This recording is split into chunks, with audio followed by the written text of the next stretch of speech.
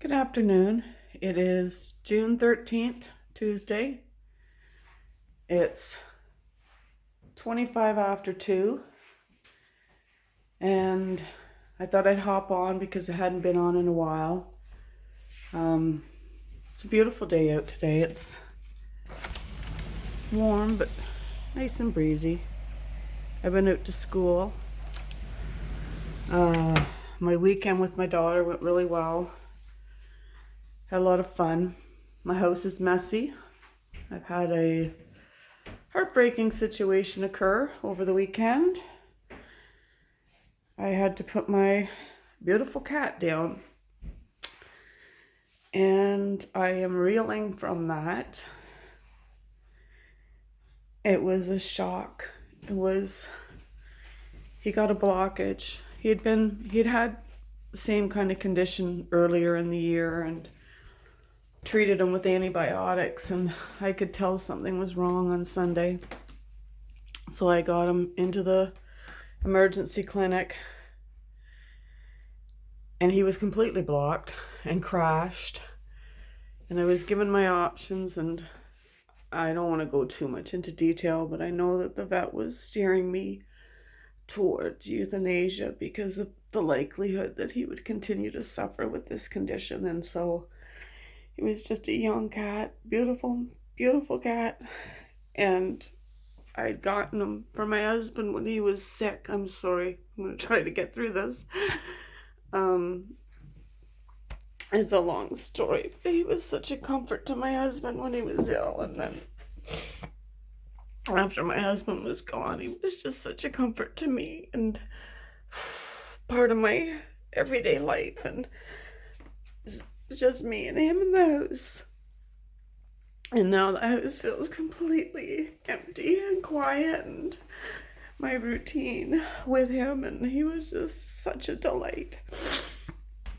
A funny cat. We had our perfect little routine that we went through every day, and even when I was doing projects and things, he was always in there like a dirty shirt. And so anyways, this happened on Sunday, and today's Tuesday, and it's obviously very fresh. And I've, let the house go a little bit. Just kind of, like I said, in total shock. And got up yesterday and went and did my course, did it as best I could for a few good hours, and then went to my stepdad's last night. And every time I leave the house and then come back, that's when I feel it the most. But I know that I have to carry on. The house just feels so quiet, so empty. I mean, if I'd come in the door, he'd be outside anyways. He wouldn't even be in the house. But just his presence, knowing it's gone, and just the way it happened. And I would never have expected it. I thought I was gonna take him in and get an antibiotic, come home, nurse him back to health again. But that wasn't to be. And I couldn't afford the treatment, and even the way she spoke to me, I was listening to her. I knew what she was saying, because he's prone to this, and I had him on a special diet, and it wasn't working. And she said the likelihood that this would continue to repeat itself, and that the treatment would even work. And then, I didn't want him to suffer. But it's just, he was just a young cat. He was only 6 years old. And he was robust and beautiful and just my everything here in my little house. So I have been flailing just when I come in the door. I keep walking back and forth because I wanted to show you a few more things that I'd done in this room. I did paint that chest. I think it looks really nice like that. Hung a couple more things up on the wall. Just add to it. Change that out. I like that. And then I remembered I had this. It's just a wrap around for a bathing suit. And I thought, gee, I bet you that would look nice with that bedspread, and I think it really does. So really got the boho feeling going in here. And I did get my outlets. So of course that looks a little bit better. When you look at the color of that wall, I think that's pretty accurate. That's a little warmer. But anyways, I'm not going to paint. I've got outdoor projects to do and whatnot, so the painting's going to hold off. But I mean, this room is perfectly comfortable for anybody that comes and stays. I mean, you know, it'll be way better when I get it painted. But I also bought myself a bed skirt to go. Got it off Amazon. 23 bucks, I guess, with tax. This. So I'm gonna iron that up and get it on the bed. Gonna get those baskets of laundry folded. Gonna get, I mean, all this mess, any little mess here, that's just, you know, that's not even an hour's worth of work. But I just got home from school and really, I'm feeling empty and, well, I don't know which, I'm grieving. I'm grieving my cat. But I don't want to do nothing. So I think what I'm going to do is tackle this closet. I'll tell you, I cried so hard. It was like every little pent up emotion that I've had for the last 20 years came out. I mean, there's stuff up in there.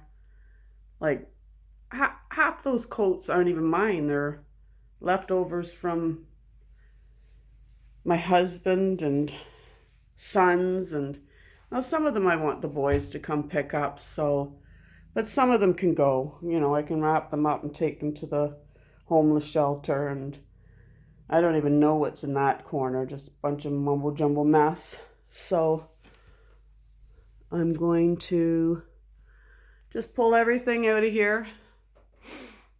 Like I've saved hats and mitts and everything like that, thinking the kids would use them. Whenever my daughter comes, she brings their hats and mitts. Like, I never need them. But